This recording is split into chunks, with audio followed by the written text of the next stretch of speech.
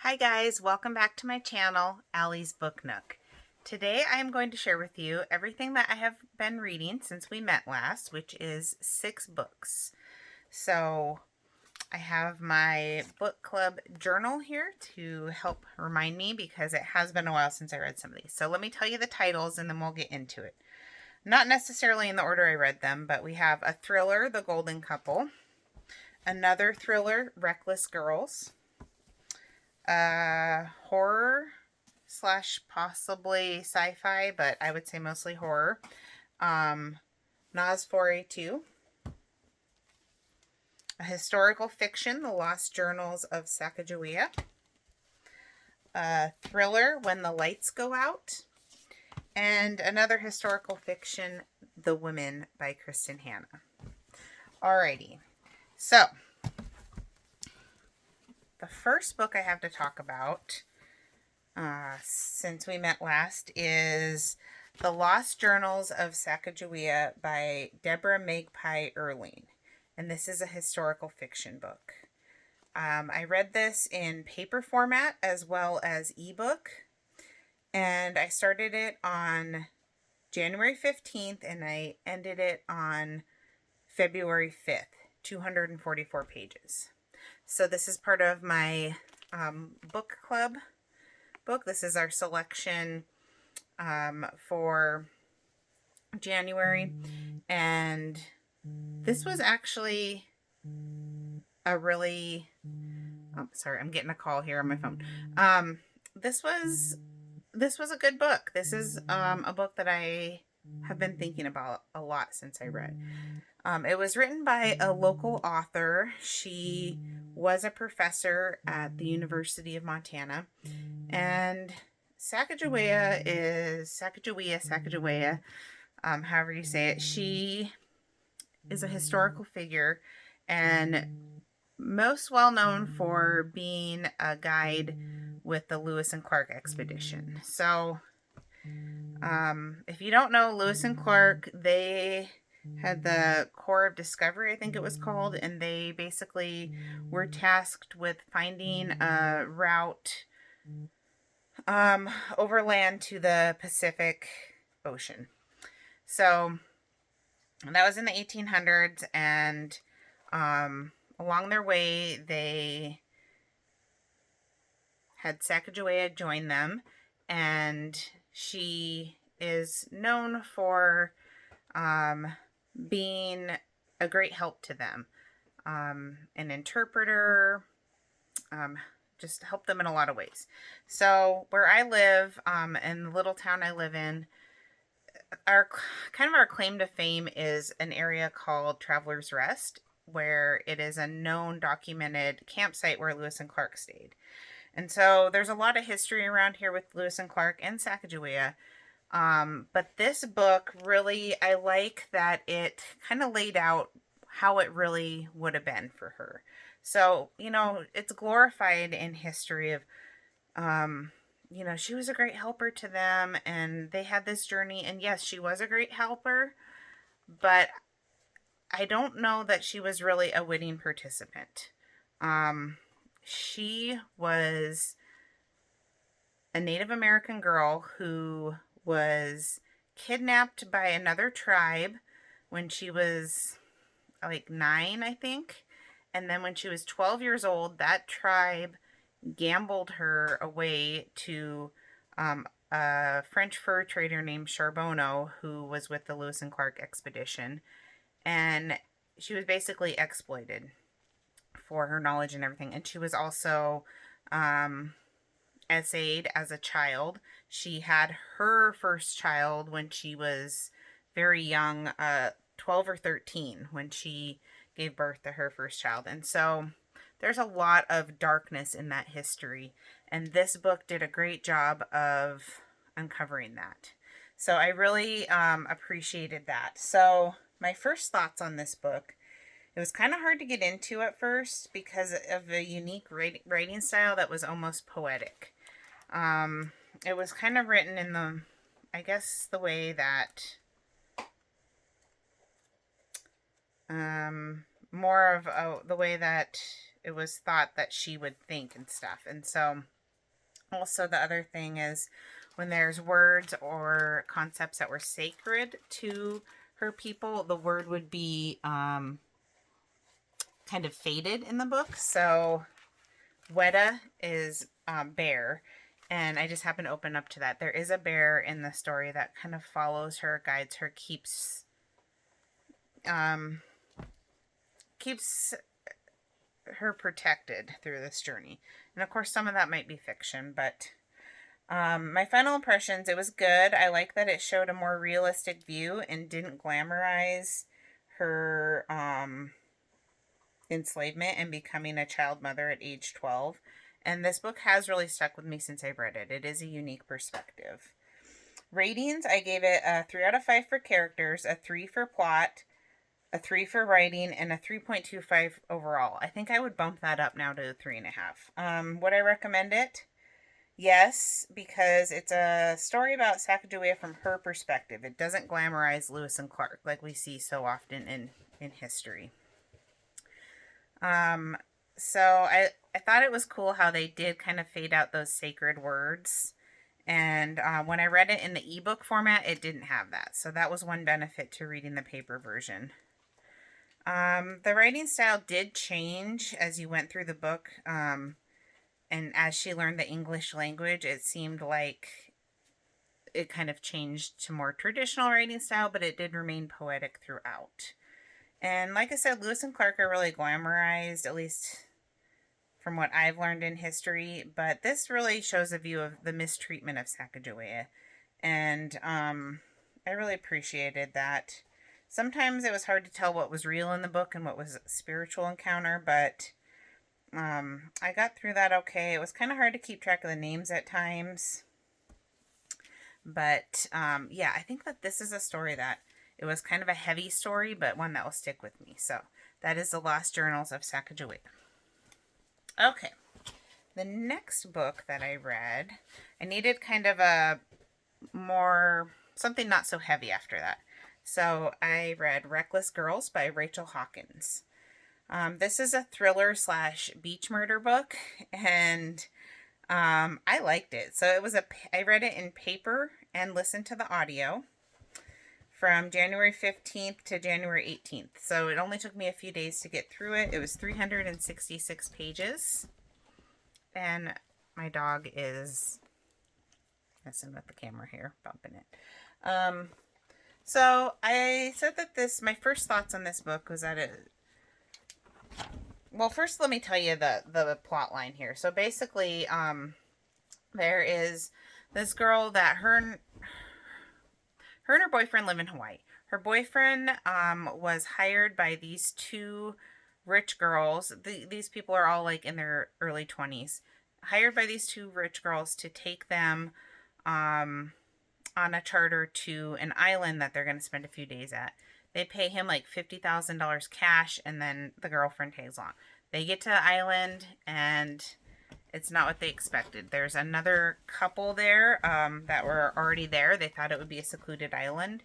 There's like this rich couple with this big yacht there, and then like all this stuff starts to happen. And it does say on the back that there is a murder. So that's not really a spoiler, although that does happen later in the book. But anyway, this is, my first thoughts were that it was fast-paced, it had short chapters, and kind of an intriguing setting with that desert island. My final impressions, I really enjoyed this book. I liked the setting, the creepy island vibe. It was kind of a beautiful and haunting setting at the same time. And it made me want to read more of her books. When I looked her up, Rachel Hawkins, she has also written the thriller The Wife Upstairs, which is a pretty famous thriller. But she also, under a different pen name, and I don't remember what it is, she wrote all of the Warrior books, which is a young adult, maybe tween book series of, it's like cats and stuff that are like warriors. I don't know, but there's a ton of them. And so this is her actual name, though, I believe, is Rachel Hawkins. Ratings, I gave the characters 4 out of 5, plot 4.5 out of 5, writing 4, and overall 4.5 out of 5. Would I recommend this? Yes or no? I said yes. It's a good island mystery. It's fast paced and it was a quick read. Fun, fast paced, secluded island setting. I kept wondering, can they trust each other on the island? Are there more sinister forces at work? So, although you're in this beautiful setting, there is this kind of feeling of dread and foreboding that builds up throughout the book. And yeah, it was good. It was a fun read. If you're looking for a good beach thriller, I would recommend it. Okay, the next book that I have to talk about is called When the Lights Go Out by Mary Kubica. And this is a thriller book. It's 330 pages. I basically just listened to the audio on this because I listened to it on a trip. And I listened to it from January 24th to January 27th, so only a few days.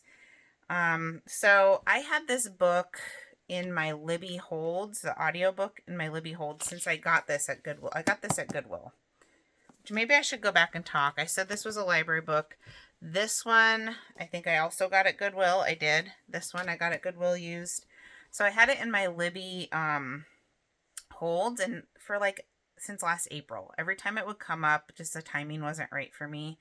So it finally came up, and I'm glad that I listened to it. I liked it a lot. I liked it a lot better than The Good Girl, which was a different book of hers that I read. So anyway, this is about a girl that a young lady, I don't know, she's maybe 19, 20, something like that. She suffers from insomnia. And her mom dies of cancer, and she's starting to put together pieces of her past where she's questioning her identity and where did she actually come from? What's the backstory with her and her mom? What's really going on here? I really liked it. It says, a woman is forced to question her own identity in this riveting and emotionally charged thriller by the blockbuster best-selling author of The Good Girl. This was way better than The Good Girl, I thought. So first thoughts. I like the short chapters and alternating narrators' timeline. So it goes back and forth between her in present day and her mom in, I don't know, 90s, mid 90s, I would say. So yeah, after her mom passes, these certain things come to light and she starts questioning them. But meanwhile, she's suffering from insomnia. And after you haven't slept for a while, you do start to lose your ability to think clearly. You can have hallucinations. They talked about in this book, an actual fact, I looked it up, the longest that someone's went without sleep was in 1960 something. They did a study, and this guy went 8 days without sleep, and that's the longest recorded time that a human has went without sleep. And some crazy stuff starts to happen to you when you don't get enough sleep like that. But I gave it ratings, 4 out of 5 for characters, 4 out of 5 across the board. Characters, plot, writing, and overall. I said this was a fast-paced thriller that I would recommend. I don't want to say my notes on it because it'll give it all away, but I did not see the ending coming. I actually liked the ending. I can see where people would maybe not. But I did. I liked it. And unlike The Good Girl, where it starts at kind of the ending of the story and works its way back, this one, you don't know what's going on until the end. So I did like that one, and yeah, I would recommend it. Okay. The next book that I read was by far my favorite since we got together last. Currently my favorite author, absolutely loving her stuff, and that is Kristen Hannah, The Women. Oh my gosh, this was such a good book. This is my second book I read of hers. The last time we talked, I had read The Great Alone, and I really, really loved that book. That's probably my favorite book right now, but this one was right up there. This was so good. This was released last year in 2024, and gosh, this was so good. So this is a historical fiction book. I read it. I went and bought this new at Walmart, which I usually don't buy new books. And then I also listened to it on audio at the same time. So 471 pages. And I read it from January 27th to February 3rd. My first thoughts was that the detailed writing sucks you in, and I didn't know much about the Vietnam War. So this takes place during the Vietnam War. It's called The Women because it's about the women that served as nurses during the Vietnam War, and they're kind of a forgotten group of people. Um, so this character, when she's young, she enlists in the army because they're the only ones that will let women go over there without as much medical experience. And so she does, and it is a whole experience. And she gets back, and, much like it was in real life, she did not have a warm welcoming when she came back. There were a lot of protests and a lot of animosity. Can't say that word, but a lot of harsh feelings towards the Vietnam War and people that served in the war. So she went and served her country and came back to just a lot of hate.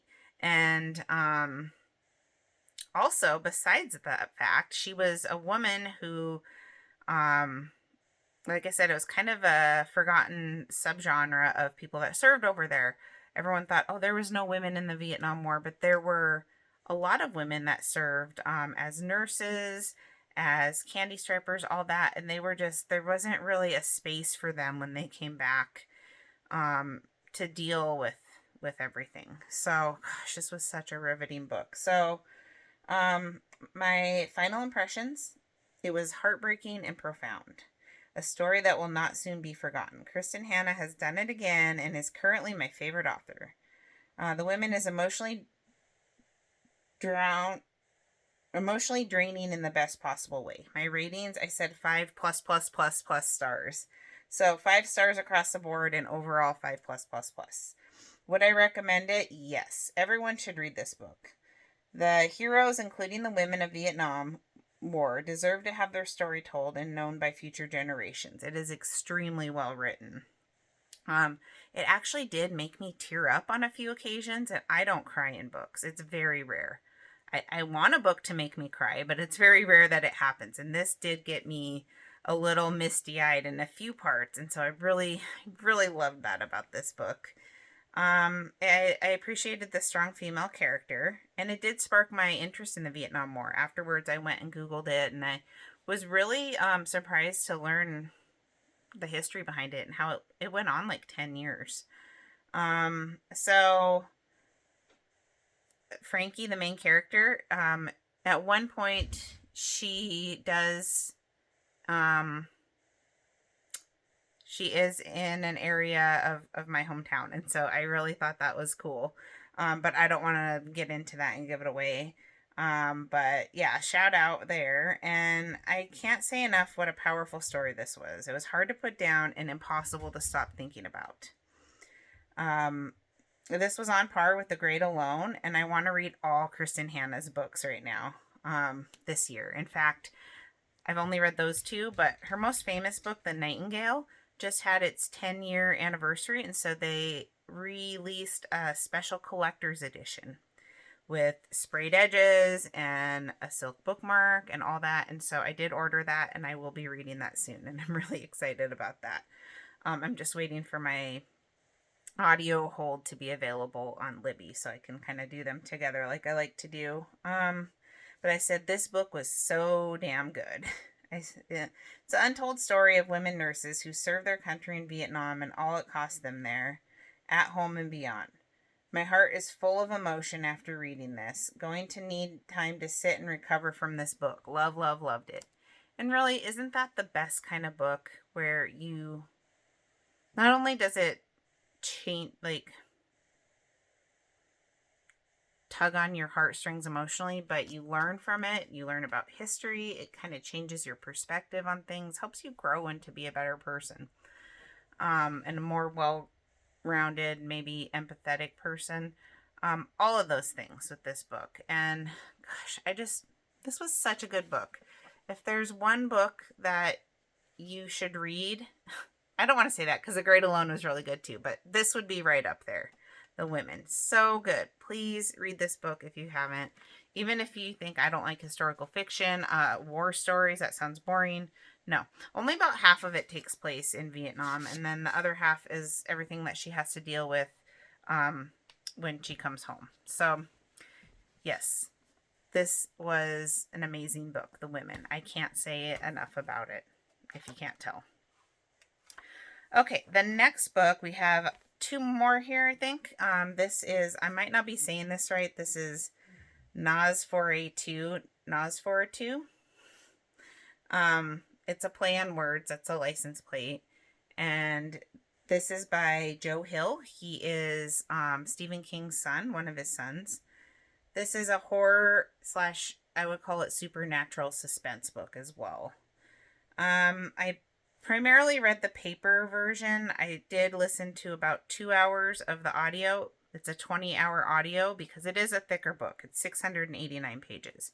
But the audio was really good, although you don't get the illustrations. I love the narrator's voice, but I also love some of the illustrations in here that, you just don't get in the audio. So I actually got this book in a little free library, and this was like my favorite little free library find so far. Love it. So I said my first thoughts. Oh, so it took me from December 6th to December 16th. So 10 days of primarily just the paper version. My first thoughts, good, interesting premise. Let me just tell you guys the premise. It's okay. So there's this girl, and her name's Victoria. They call her Vic. In the mid 90s or so, she's a kid, and she rides her bike across this bridge, and it's kind of this I don't know, wormhole or something to an alternate, not an alternate dimension, but okay, she can use it to travel to certain places that she needs to go. So if an item is lost, something that whether it's her mom's bracelet or like a picture that she lost, she can travel through this bridge that doesn't exist anymore with her bike, and she can go retrieve the item. So let's see. When she rides her bicycle over a rickety old covered bridge in the woods near her house, she always emerges in the places she needs to be. And so then there's another character called Charles Talent Manx, Charlie Manx. He has a gift of his own. He likes to take children for rides in his 1938 Rolls-Royce Wraith with the vanity plates Nas 4A2, which is kind of a play on words. There's a vampire story, and they recently made a movie. I don't know how to pronounce it, but it's Nas 4A2, something like that. So it's a play on words on that. In the Wraith, he has his innocent guests can slip out of the everyday world onto the hidden roads that lead to an astonishing playground of amusements he calls Christmas Land. The journey across the highway of Charlie's twisted imagination transforms his precious passengers, leaving them as terrified and unstoppable as their benefactor. Then comes the day when Vic goes looking for Trouble, the girl, and finds her way to Charlie. That was a lifetime ago. Now, the only kid ever to escape Charlie's evil is all grown up and desperate to forget, but Charlie Minx hasn't stopped thinking about Victoria McQueen. On the road again, he won't slow down until he takes his revenge. He's after something very special, something Vic can never replace. As a life and death battle of will builds, Vic McQueen prepares to destroy Charlie once and for all or die trying.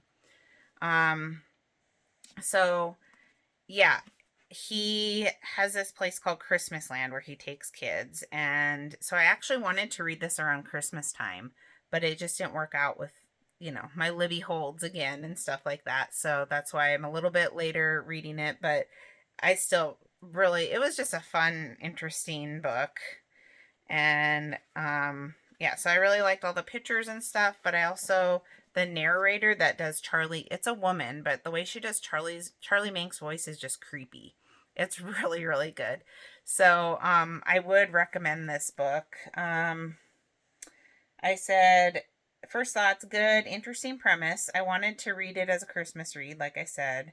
I do, again, like the shorter chapters. And the writing style reminded me a lot of his dad, Stephen King. Final impressions, it was good. I enjoyed it. It was kind of a combo of horror and some sci-fi elements. And if you like Stephen King, I think you would like this book. It was fun and different, good character development, and Charlie Minx was a memorable character. I'm going to remember him for a while. Characters, ratings. Characters, I gave a 4.5 because of Charlie Minx. Specifically, Charlie Minx got a 4.5. Plot was 4, writing was 4, and overall was 4. Would I recommend it? Yes. I said if you're a fan of his dad, Stephen King, you will like this. This actually won the Bram Stoker Award. No, it was a nominee for the Bram Stoker Award when it came out. And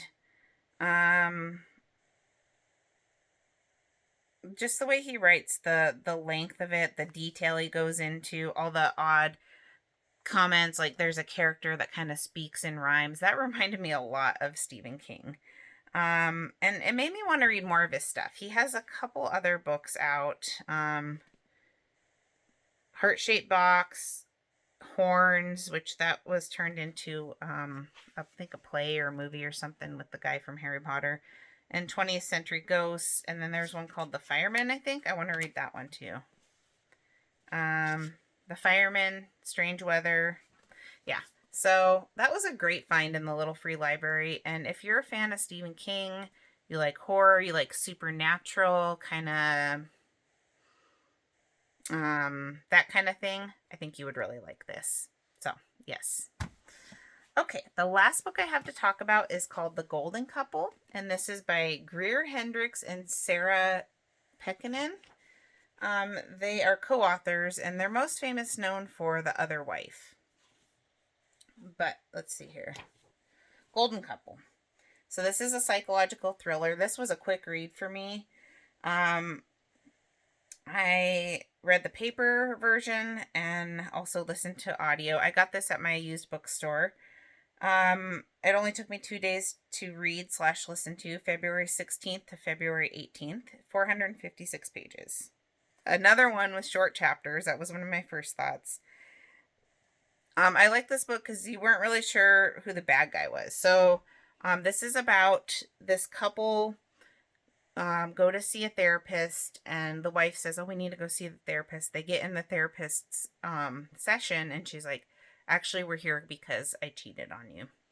And the therapist is not actually a licensed therapist. She recently lost her license because she has some kind of unconventional, controversial methods that she uses. So you are walking her through the process of her 10-step program that she does with her clients, trying to figure out what's really going on. As far as there's a whole, backstory with their situation. Then there's also some weird stuff going on in the therapist's personal life. And I really spent a lot of time trying to figure out if the therapist was a bad guy, who's the bad guy in this story. And like I said, there is another kind of side story with her, the therapist, as well. So, final impressions. I said this was kind of a middle-of-the-road book for me. Middle-of-the-road thriller. It was a quick read for 2 days, but kind of a popcorn thriller. So, something that's fun at the time, fluffy, easy to get through, but doesn't really satisfy you. And definitely doesn't satisfy you in the way that the women did. But, it was fun. So my ratings, out of 5 stars, characters were 3, plot was 3.25, writing was 3, and overall was 3.25. Would I recommend it? I said maybe. I said if you do read a lot of thrillers and you're looking for a quick popcorn read, this might be a good one to pick up. But it wouldn't be like a go-to recommendation that's off the top of my head to recommend to someone. Like I said, these co-authors, they wrote The Wife Between Us, and they also wrote The Anonymous Girl. I have both of those books in my library, so I do plan on reading those. They're on my TBR list. They wrote this during COVID, but there was no mention of COVID. It doesn't take place in a COVID world or anything like that. I kind of guessed parts of the end, but not completely. But I did kind of guess it. Nice quick read, but not very memorable. But I will be reading more of those authors. So yeah, I would say out of all these, this was probably my least favorite. It wasn't bad. It was still a 3.25, but my least favorite, least memorable book. Sacagawea was pretty memorable. That one will probably stick with me. Like every time I hear her or, hear about her. But obviously, if you couldn't tell, this was my favorite read of The Women by Kristen Hannah. So good. I got a book hangover after reading this, and same with The Great Alone. I also got a book hangover after that, but this one got me even more emotional. Like I said, a little misty eyed. So grab your Kleenexes when you read this and just get ready to have your heart broken and your cup filled at the same time. Well, all within one book. Definitely my best read so far of this little session.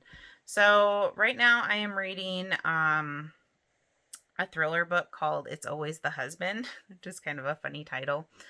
And then I'm going to be reading a book club book. They said they're going to do something a little more lighthearted than the Sacagawea story this next round, just because that was kind of a heavy book. Had a lot of trigger warnings for abuse, that type of thing. But like I said, I want to read Nightingale. I did pre-order the new Hunger Games prequel. I'm drawing a blank on the name, but it is the story of when Hamish competed in the Hunger Games. So that should be good. That comes out in March. That is all I have for you guys today. Let me know if you've read any of these books, what your thoughts are on them. What are you reading right now? Is there any books that you have read that really pulled on your heartstrings, or any authors? I'd love some recommendations. And if you like this type of content, please consider subscribing, giving me a thumbs up, and I'll catch you in the next video. Bye, guys.